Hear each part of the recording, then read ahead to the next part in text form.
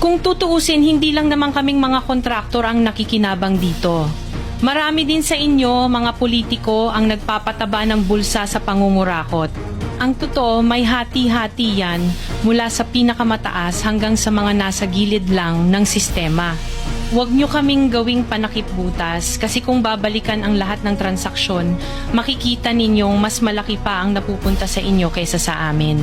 Lahat tayo alam ang laro, pero pag nahuhuli, kami lang ang tinuturo at pinarurusahan.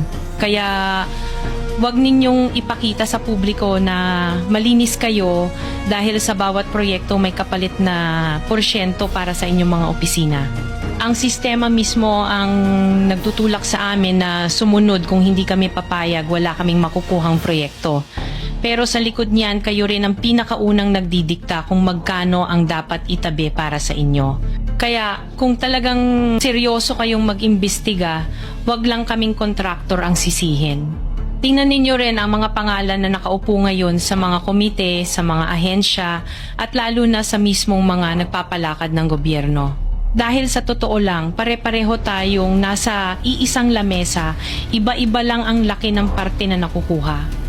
Kawawa po talaga ang mga mamamayang Pilipino kasi ninanakaw lang natin ang kaban ng bayan. Pera ng taong bayan pero tayo ang nakikinabang. Hindi ba tayo nahiya? Ang mga mahihirap mas lalong naghihirap.